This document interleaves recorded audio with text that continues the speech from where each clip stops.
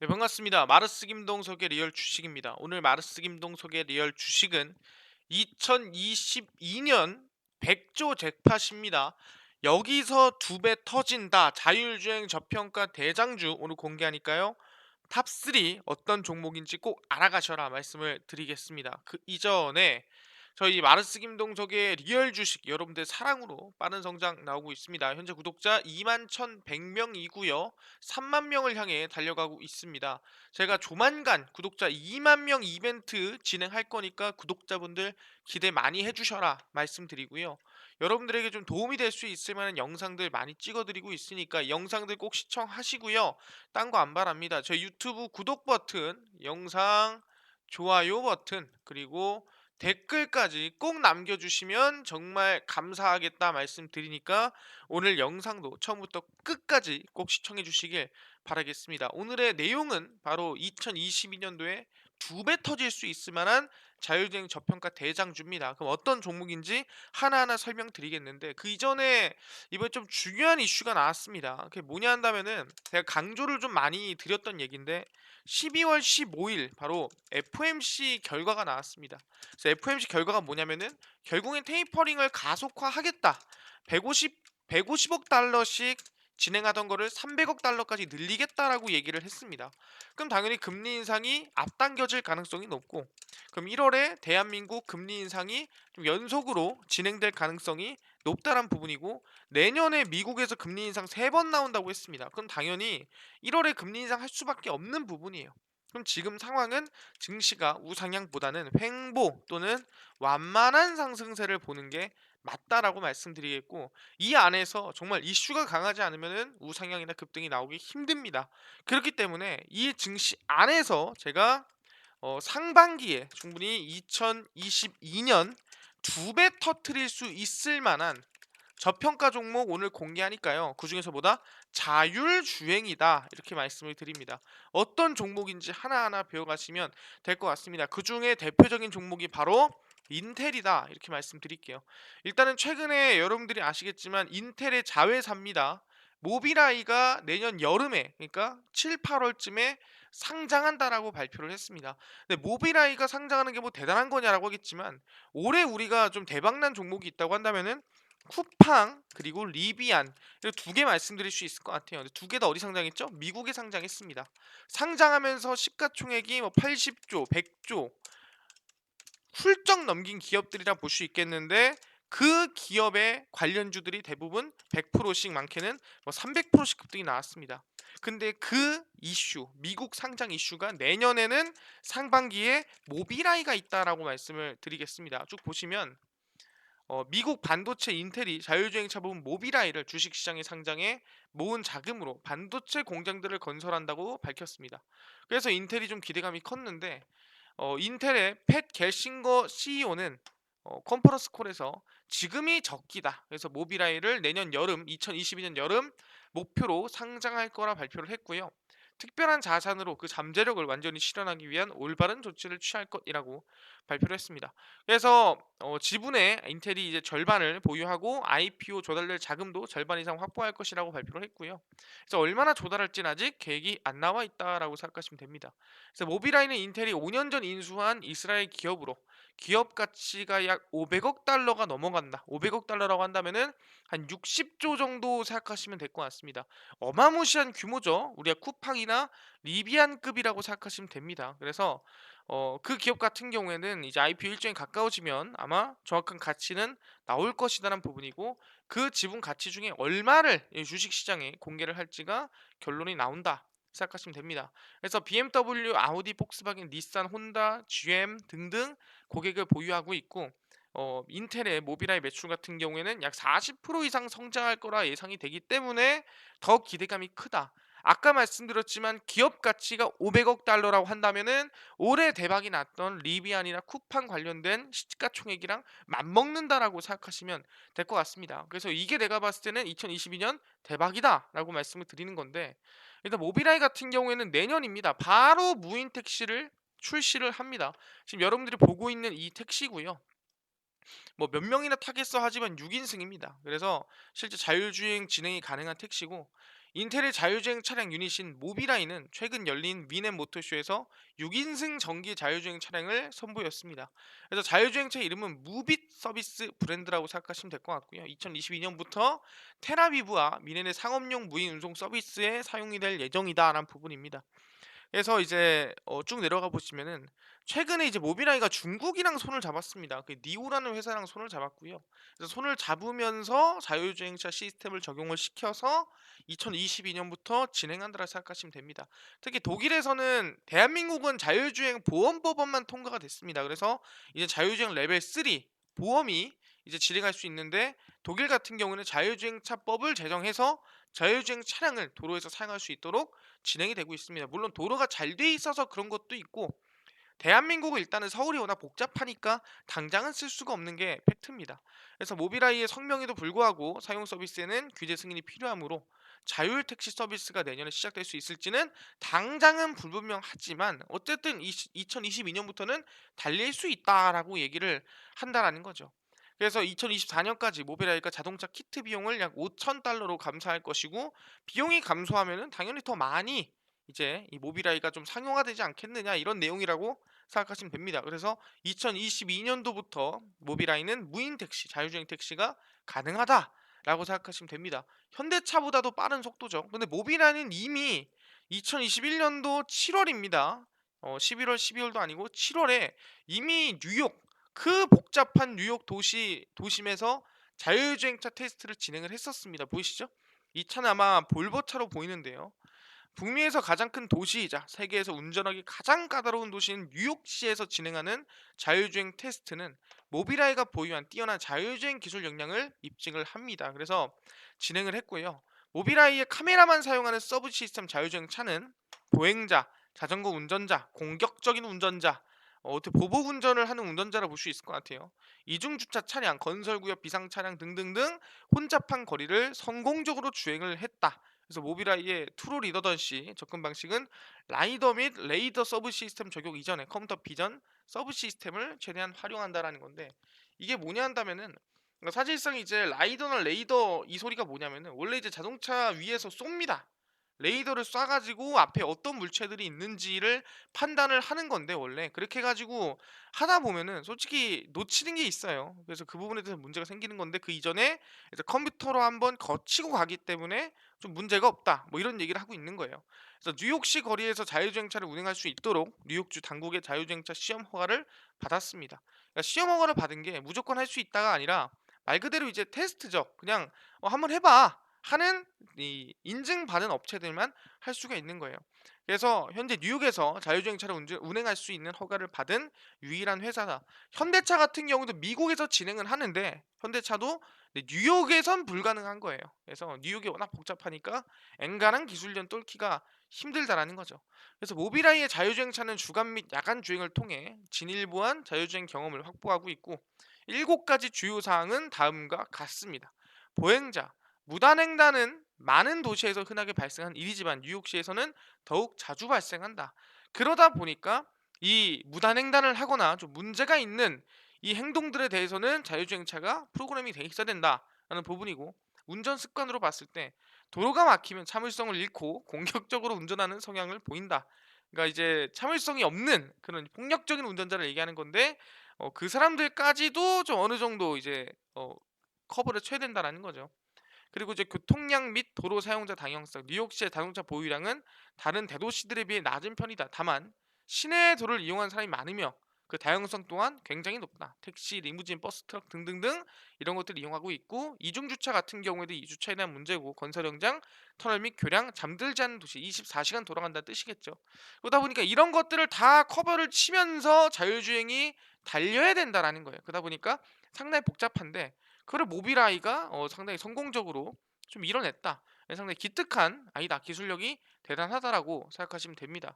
그러다 보니까 충분히 모비라이가 내년에 상장을 한다면 충분히 기대감이 저는 올해 2021년도에 쿠팡이나 리비안급의 파장을 가져올 것이라고 생각을 하고요. 시가총액이 약 모비라이는 50조에서 60조 규모다라고 생각하시면 됩니다. 그래서 관련주로 좀 본다고 한다면은 뭐 상당히 많은 기업이 있어요. 왜냐하면은 자율주행 관련 기업이니까 자율주행 관련주는 다 엮이는데 모빌아이와 좀 밀접한 관련이 있는 기업이 칩스앤미디어라는 어떻게 보면은 납품을 하거나 관련된 기업이라 생각하시면 됩니다. 그뿐만 아니라 자율주행 관련주들은 대부분 엮인다. 인포뱅크나 뭐 라닉스 그리고 모바일 어플라이언스 여기까지 좀 관심을 두시면 될 것 같습니다. 그럼 두 번째 말씀드리겠습니다. 인텔까지 얘기를 했고요. 두 번째는 대한민국에서 없어서는 안 되는 기업이죠. 바로 카카오입니다. 카카오에서 이번에 무엇을 진행하냐? 정말 상장을 많이 했습니다. 카카오페이도 했고요. 그 다음에 뭐 카카오뱅크도 했고 카카오 게임즈도 상장했지만 내년에 또 어디를 상장하냐라고 한다면 카카오 모빌리티 상장 시동을 걸고 있습니다. 우리가 흔히 알고 있는 카카오 모빌리티라는 거는 카카오 택시죠. 예, 이거 기본적으로 이제 카카오 모빌리티라 생각하시면 됩니다. 그래서 카카오 모빌리티는 IPO 주간 선정을 위한 프레젠테이션을 진행을 하고요. 지난 26일까지 증권사로부터 입찰 제한 요청서 수령에 이은 후속 작업이라 생각하시면 될 것 같습니다. 그래서 12월 3일 기사니까 11월 26일 날 진행을 했다라고 생각하시면 되고 내년 빠르면 1분기 늦어도 뭐 상반기 안에 상장하지 않겠냐라는 기대감입니다. 다만 회사 측은 상장 시점을 정해두고 절차를 재개하는 것이 아니라 일단은 진행을 하는데 뭐 상황에 따라서 상장이 늦춰질 수도 빨라질 수도 있다. 마치 카카오페이처럼 카카오페이도 시간이 좀 걸렸죠. 중간에 빠꾸 먹었다가 다시 제출했다가 또 빠꾸 먹었다 그랬단 말이에요. 왜냐하면 상대가 페이팔 막 이런 거를 비교하다 보니까 너네 너무 좀 정신 놓은 거 아니냐 이런 얘기를 많이 들었단 말이에요. 카카오 모빌리티 같은 경우에도 뭐 우버나 뭐 이런 말도 안 되는 상대를 선택하면은 안 되겠죠. 좀 현실적으로 가야 된다는 얘기고 내년 상장을 유력하게 보고 있고 카카오 모빌리티에 투자한 텍사스 퍼시픽 그룹 등 사모펀드 자금 회수 주기가 5년인 점을 감안하면 내년 투자금 회수 가능성이 크다. 그러려면은 내년에 상장을 해야 된다라는 얘기입니다. 그래서 기업 가치가 5조입니다. 뭐 카카오는 상장하면 기본 뭐 몇 조 단위입니다. 그러다 보니까 상당히 기업 가치가 높다라고 생각하시면 되고요. 규제 리스크에도 불구하고 모빌리티를 향한 업계 관심은 여전히 뜨겁다. 최근 들어가지고 아까 얘기한 대로 골목 상권을 침해한다라는 얘기가 있다 보니까 상당히 조금 움츠러드는 모습이 있었지만 결국에는 상장을 할 수밖에 없는 상황이고 그래서 GS 리테일로부터 650억 정도의 투자를 받았습니다. 그래서 GS 리테일의 물류, 유통, 서비스 네트워크 고도화 추진이 전략적 투자의 목표라 생각하시면 되고요. 모빌리티라는 건 결국은 자율주행이라 생각하시면 됩니다. 이번 투자를 계기로 5조 원 상당의 기업 가치를 인정을 받았고 4년째 영업 적자 인증을 이어오고 있지만 앞으로의 성장성이 좀 기대가 된다라고 생각하시면 되고요. 아까 얘기한 대로 우리가 카카오 택시 이런 것들이 이제 모빌리티 사업이었다라고 생각하시면 됩니다.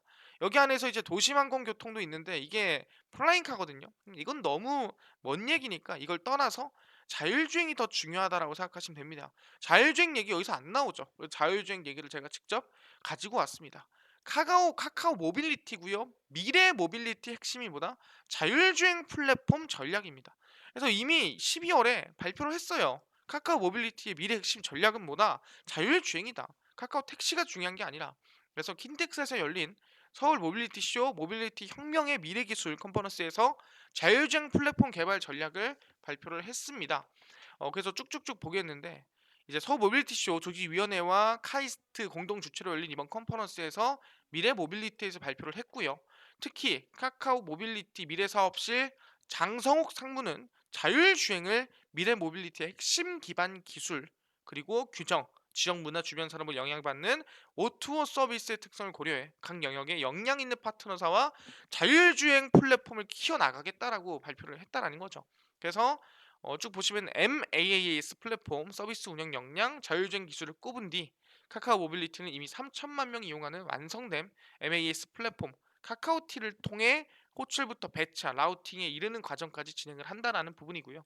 자율주행 플랫폼 개발에 있어서는 사들과의 협력이 매우 중요하다. 그래서 자율주행 전용 SDK와 고정밀 지도 HD 맵 제공 계획을 발표를 했습니다. HD 맵이 뭐냐라고 물어보시는 분들이 있는데 소프트웨어 개발 키트는 알잖아요. 그냥 자율주행 소프트웨어다 생각하시면 되는데 HD 맵이 뭐냐? 미리 자율주행에 맵을 입력해 놓은 거예요. 맵을 입력해 놔서 실제로 그 맵 안에 교통 신호부터 시작해 가지고 이제 거기 안에 뭐 특성들 있잖아요. 뭐 여기에 뭐 여기가 이제 예를 들어서 뭐 그걸 뭐라 하죠? 비보호다. 뭐 이런 것들까지 다 해 놓은 맵을 차에다가 입력을 시키는 거예요. 그게 HD 맵입니다. 그래서 자율주행에서 라이다가 아니라 그냥 알아서 처음부터 만들어 놓은 맵이라고 생각하시면 되고요. 그래서 이걸 통해서 다양한 자율주행 솔루션 업체가 자율주행 기술 개발에만 집중한다. 그리고 자율주행 기술 업체들이 어려워하는 고객의 접점 확보의 문제를 모빌리티 어플로 플랫폼을 통해서 진행을 한다. 그리고 HD 맵 제공을 통해서 파트너사들의 운행 역량, 실제로 뭐 문제가 생기거나 사고가 나거나 이런 것들을 줄여준다. 이렇게 얘기를 한다라는 거죠. 그래서 자율주행과, 그러니까 특히 이걸 얘기하는 건 택시겠죠, 당연히. 자율주행 택시와 자율주행 택시를 어떻게 탈 수 있냐, 이거를 카카오티로 불러가지고 타면은 이거 완벽하지 않느냐, 뭐 이런 얘기를 하고 있다라는 거죠. 지금 카카오티를 만든 거는 골목 상권 침해할 게 아니라 자율주행을 위해 만든 거야라고 이제 큰 그림을 보고 있다, 뭐 이런 얘기를 하고 있는 겁니다. 그래서 모빌리티 공급자와 이용자 모두가 만족할 수 있는 자율주행 서비스 생태계 조성을 위해 지난 9월 모빌리티를 주축으로 KM 자율주행 얼라이언스 프로그램을 출범을 했습니다. 시스템, 차량, 정밀지도, 모니터링 및 관제, 연계 서비스 등등을 진행을 한다라는 겁니다. 그러다 보니까 카카오 모빌리티는 어쨌든 간에 결국에는 자율주행으로 나아간다라는 얘기입니다. 그래서 지금 택시 이것만 보고 얘기할 게 아니라는 거예요. 그래서 카카오 모빌리티까지 관심을 가지시면 될 것 같고요. 모빌리티 같은 경우는 당연히 거기에 납품하거나 같이 사업을 하고 있는 기업들이고요. DA 테크놀로지라는 기업이 있습니다. 그리고 MBT라는 기업이 있고요. 남성이라는 기업이 있습니다. 그래서 일단은 카카오 모빌리티 관련주는 세 종목이고요. 지금 이 모비라이 관련주는 네 종목인데 실질적인 좀 관심 있는 또는 관련 있는 기업은 칩셋 미디어다 말씀을 드렸습니다. 그럼 자율주행은 아닌데 내년에 상장해서 좀 기대감을 가질 만한 기업이 있어서 하나 더 가지고 나왔습니다. 자율주행은 아니에요. 바로 무신사. 예. 이제 어 무신사가 여러분들이 뭐냐라고 물어보시면 되는데, 무신사 뜻이 뭐냐면 무지하게 신발 사진이 많은 곳이라는 뜻이 무신사입니다. 그래서 여러분들이 좀 오해할 수 있는데 무신사의 뜻이 이거예요. 뭐 이게 뭐 일본말이냐 아니면 뭐냐 뭐 한자냐 물어보시면 되는데, 간단하게 무지하게 신발 사진이 많은 곳. 그래서 무신사입니다. 그 생각하시면 되고, 그러다 보니까 무신사에 대해서 관심 왜 가지냐라고 한다면, 일단 최근에 워낙에 쿠팡 무풍지대 패션한 가축전 무신사 상장 기대감도 업되고 있다라고 얘기하는 건데, 패션 이커머스 플랫폼이 2020년 거래액 추정치입니다. 보시면은 이제 이게 이제 2021년 기사고요. 2020년도에만 1주에서 1조 5천억 정도 무신사에서 매출이 나왔고요. 지그재그가 7,500억, 에이블리가 3,800억 해서 등등 매출이 상당히 많이 나와주고 있다. 그러니까 이커머스, 인터넷에서 많이들 사고 있다라는 거죠. 쿠팡이 55조 원의 몸값을 인정받으면서 미국 뉴욕 증시에 상장을 했죠. 그러다 보니까 이커머스 업체들이 대단히 기대감이 커졌는데, 그 중에서도 무신사를 비롯한 기업들이 관심을 두고 있다라는 거죠. 근데 무신사 규모를 따라갈 수는 없어요. 그래서 무신사가 대장이다라고 얘기를 하는 거고, MZ 세대라고 얘기합니다. 밀레니엄과 Z 세대를 합쳐서 얘기하는데, 그 세대들이 워낙에 관심과 사랑을 많이 주고 있는 상태라고 생각하시면 됩니다. 근데 무신사, 지그재그, 에이블리 등등이라고 생각하시면 되고, 2020년 거래액 20조 원을 돌파한 이커머스 공룡 쿠팡이 패션에서만큼은 장악력이 뒤집니다. 여러분들도 아마 쿠팡에서 옷 사는 사람들 거의 없을 거예요. 다른 데서 사죠. 무신사뿐만 아니라 보통 이제 온라인 쇼핑몰 중에서도 이제 패션 전문 쇼핑몰을 찾는 편입니다. 쿠팡은 보통 우리가 흔히 뭐 생활용품이나 아니면 다른 것들을 산다 생각하시면 됩니다. 그래서 무신사나 이런 데를 찾아 들어간다라는 거죠. 2018년 4,500억이던 무신사의 거래액은 2019년 9천억으로 뛰었고, 그 9천억이 2020년 1조 원을 돌파를 했다라는 거죠.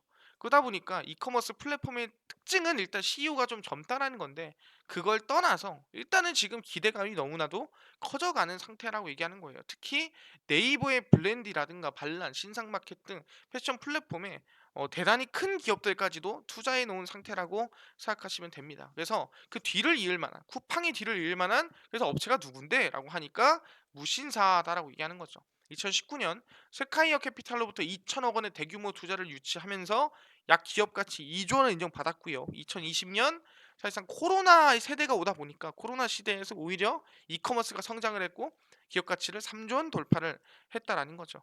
그러다 보니까 이 무신사가 지금 이제 IPO 조항이 있긴 하나 협의 사항이므로 의무 사항은 아니다. 상장 시점은 아직 모르겠어요라고 얘기하는 상황이 무신사입니다. 그래서 기대감이 상당히 있다라는 거고 제일 중요한 게 뭐냐면은 기업 가치가 이제 2조 3조를 돌파하고 있다는 거죠. 무신사 기업 가치 2.5조 패션 플랫폼 고공 행진 중입니다.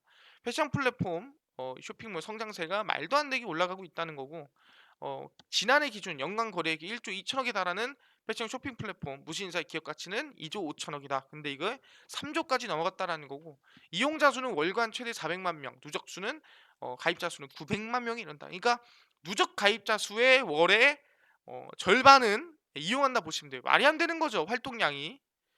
누적 가입자 수 900만 명의 절반이 한 달에 이용을 하고 있다는 거예요. 그래서 10대, 20대가 워낙에 관심이 많은 상태다라고 생각하시면 되고요. 무신사가 무난하게 연간 최대 거래액을 달성할 것으로 전망하고 있고요. 그리고 실제 올해 상반기 2021년 상반기 거래액은 지난해 같은 기간 대비 약 40%또 증가했다라 보시면 될 것 같고 IPO 기대감도 나아지고 있다라고 말씀을 드립니다. 그래서 이거는 별로 중요하지 않고요. 그래서 IPO 얘기를 해보자는 거죠. 그래서 2022년 IPO 전망이 되고 있다. 기업 가치는 아까 2.5조니 3조니 했는데 3조 5천억까지 나와주고 있습니다. 국내 온라인 패션 플랫폼 1위 업체인 무신사의 기업 가치가 해마다 불고 있는데 2022년 IPO 가능성이 매우 높다라는 거죠. 그래서 현재 시가총액은 3조에서 3조 5천억까지 점쳐지고 있고요. 아까 얘기했던 세카이어 캐피탈이라든가 IM 인베스트먼트 등등 인베스트먼트 투자 상투사들한테 뭐 몇 조 원 이상 또는 몇 천억 이상 투자를 받고 있는 상태입니다. 그래서 무신사는 거래 금액이 줄어들 가능성이 매우 높다. 그 뜻은 뭐냐? 아까 1조 5천억 뭐 2조 나오던 거래액이 늘었으면 늘었지 줄지는 않을 거다라는 얘기가 나와주고 있는 거고 무신사 투자를 세카이어 캐피탈이라든가 다른 캐피탈들이 투자할 때만 하더라도 기업 가치가 1조 5천억이었는데 사실상 가장 초창기에 투자했던 세카이어 캐피탈은 지금 최소 뭐 3배는 수익 내고 있는 겁니다. 그래서 말이 정말 빨리 탄 사람들이 돈을 더 벌고 있는 상태라고 생각하시면 되고 그나마 비교 대상군으로 꼽히는 의류 브랜드를 보유한 국내 주요 기업이 뭐 여러 군데 있긴 한데 사실상 무신사한테 좀 깝칠 수는 없다 뭐 이런 얘기입니다.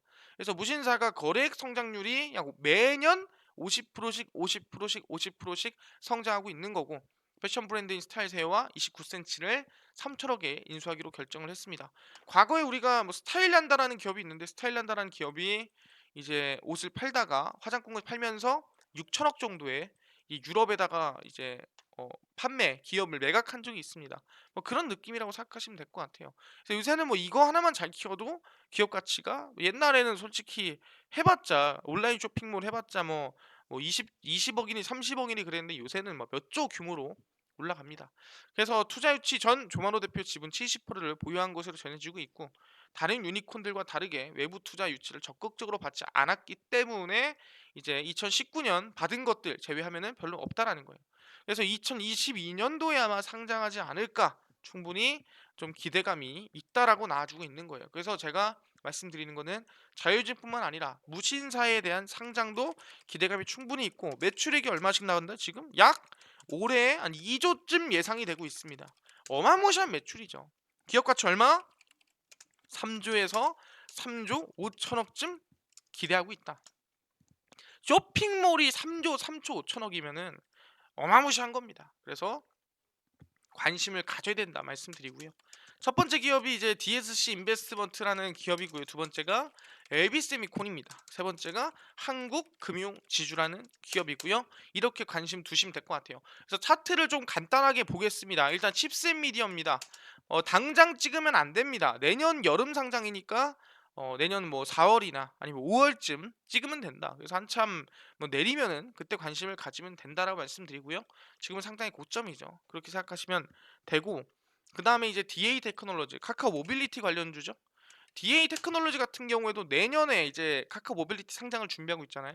그거 같은 경우에도 정확히 일정이 어느 정도 나와주면 그럼 그때쯤 해가지고 관심을 주는 게 좋지 않을까. 왜냐면은 상반기에 상장하면 좋지만 아까 얘기했죠. 확정을 내고 상장하지 않는다. 내가 6월에 하겠다, 5월에 하겠다 얘기하지 않았어요. 하지만 올해 말부터 준비하고 있는 거 보면은 내년에 상반기 전에 상장할 가능성이 매우 높습니다. 그래서 DA 테크놀로지도 차트상 상당히 긍정적인 자리라는 거 알아두시면 될 것 같고요. 마지막으로 이제 우리 그 무신사 관련주입니다. 한국금융지주고요. 한국금융지주도 상당히 좀 눌림목이 많이 나온 상태고, 무신사가 내년에 상장한다 한다면은 당연히 상승세라든가 우상향세, 시가총액 3조 5천억입니다. 기대감 가질만 하다라고 말씀을 드립니다. 그래서 이러한 방식으로 해서 충분히 2022년도에 대박이 날 수 있을 만한 종목들을 정리를 했는데, 이 종목들뿐만 아니라 저는 당일 좀 급등이 예상되는 단타 종목을 좀 무료로 매일 줬으면 좋겠고요. 그뿐만 아니라 장 시작 전에 급등이라든가 기대감 있는 이슈나 뉴스나 좀 시황들을 좀 정리해 줬으면 좋겠어요. 그뿐만 아니라 테마주라든가 강의라든가 매매법을 무료로 조금 나눠줄 순 없나요? 하시는 분들이 있어서 김농석 대표가 뭐 100% 무료입니다. 100% 무료로 나눠드리고 있다 생각하시면 될 것 같습니다. 그래서 어디서 바로 김동석의 리얼 주식 연구소라는 100% 무료 어플이고요. 내가 지금 아이폰을 쓰고 있다 하시면은 앱스토어에서 다운로드 가능하고요. 내가 갤럭시를 쓰고 있다 그러면 구글 플레이 또는 플레이 스토어에서 다운로드가 가능합니다. 100% 무료로 가능하고요. 앱스토어 또는 구글 플레이, 플레이 스토어, 갤럭시 아이폰으로 들어오신 다음에 뭐라 검색하시냐? 김동석의 리얼 주식 연구소라고 검색을 하시고요. 이렇게 김동석의 리얼 주식 연구소로 검색하시면 이렇게 어플이 나오게 됩니다. 그래서 100% 무료로 어플 설치 가능하니까요. 꼭꼭꼭 설치하셔라 말씀드리고요. 이렇게 어플을 설치하시고 나면은 어떻게 어플이 뜨냐? 이렇게 어플이 화면에 뜨게 됩니다. 김동석의 리얼 주식 연구소고요. 당일 리얼 추천주가 당일 급등 예상 종목을 알려드리고요. 무료입니다. 극비 분석이 장 시작 전의 시황을 정리해드리고 있고요. 극비 자료가 테마주랑 그다음에 강의 자료를 무료로 나눠드리고 있습니다. 그래서 이 자료들을 통해서 여러분들이 많이 알아갈 수 있는데, 리얼 추천주도 제가 또 17일 추천주 미리 올려놨습니다. 어떤 종목이 상승이 나올지 기대를 좀 가져보시면 좋겠다는 말씀드리고요. 실제로 뭐 11월 승률을 본다고 했을 때 무료 추천주입니다. 전부 다 승률 70%고 23%, 15%, 31%, 19%, 11% 등등 나쁘지 않은 수익과 승률이었으니까 12월 17일 추천주도 무료로 그냥 알아가 보시면, 들어와서 확인해 보시면 좋을 것 같습니다. 그뿐만 아니라 급비 분석이 들어가시면 장 시작 전 시황을 제가 미리 정리해 드리고 있습니다. 해외 증시부터 국내 이슈까지 전부 정리해 드리거든요. 이것만 봐도 어떤 종목이 급등할지 알 수 있으니까 시황 무료로 장 시작 전에 매번 확인하시고요. 극비 자료에서는 테마주라든가 아니면 무료로 이제 강의, 기술적 분석, 기본적 분석 무료로 알려드립니다. 오늘도 테마주 올려드렸죠. 그러니까 매일매일 올려드리고 있습니다. 그날의 이슈, 그날의 중심 되는 것들, 그래서 쭉쭉쭉 매일매일 올려드리고 있고요. 뒤로 쭉 넘어가 보시면 기술적 분석이나 기본적 분석도 제가 정리해드리고 있습니다. 이것도 다 무료로 볼 수 있으니까요. 분명히 얘기합니다. 김동석의 리얼 주식 연구소 100% 무료 어플이니까요. 꼭꼭꼭 다운로드 받으셔라 말씀드리고, 이뿐만 아니라 저희 마르스 김동석의 리얼 주식 유튜브 구독자 2만 명 이벤트 곧 진행을 할 겁니다. 기대 많이 해주시고요. 우리 3만 명 향해 달리고 있습니다. 우리 유튜브 구독 버튼, 영상 좋아요 버튼, 그리고 댓글까지 꼭 남겨주시면 정말 감사하겠다 말씀드리니까요. 오늘 영상 여기서 마치고 다음 영상에서 더 좋은 영상으로 찾아뵙도록 하겠습니다. 감사합니다.